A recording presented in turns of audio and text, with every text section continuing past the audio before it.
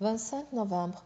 Première prière, chapitre 3, verset 8 à chapitre 4, verset 6.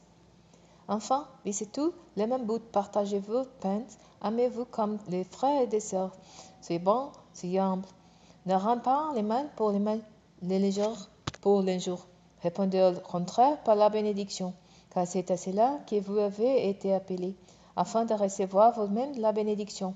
Car celui qui souhaite aimer la vie et voir des jours heureux, qu'il veille sur sa langue et pour qu'aucun propos menteur n'est pas sur ses lèvres, qu'il fuit le mal et fasse ce qui est bien, qu'il recherche la paix avec ténacité, car les yeux du Seigneur s'étonnent vers les justes.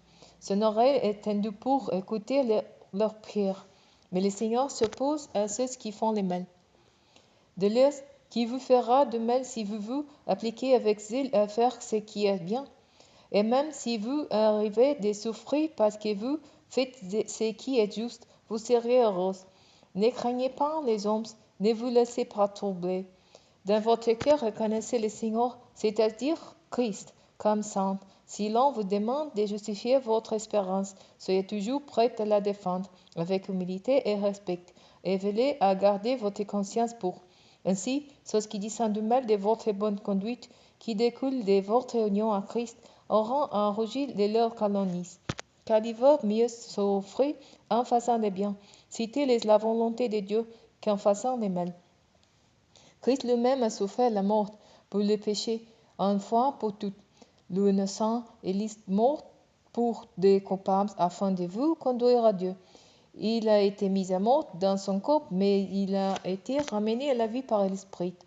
C'est aussi par cet esprit qu'il a proclamé sa victoire aux esprits célestes en prison, ceux qui autrefois s'étant montrés rebelles, alors que Dieu faisait preuve de patience à l'époque où Noé construisait les bateaux. Un petit nombre de personnes, ou en toutes, il faudra sauver à travers l'eau.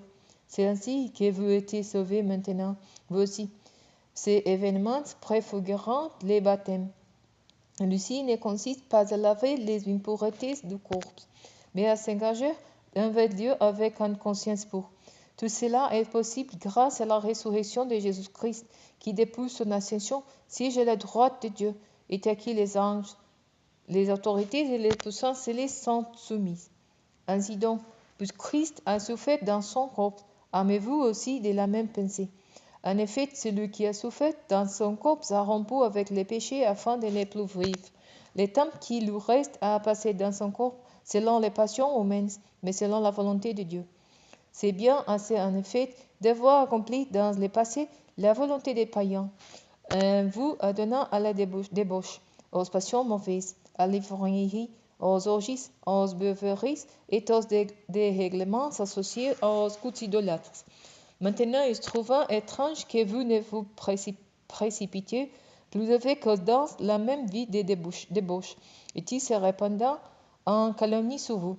Ils en rendront compte à celui qui est prêt à juger les vivants et les morts. C'est pour cela de l'heure que la bonne nouvelle a aussi été annoncée à ceux qui maintenant sont morts, afin qu'après avoir subi la même condamnation que tous les hommes dans le corps, y vivant selon Dieu par l'Esprit.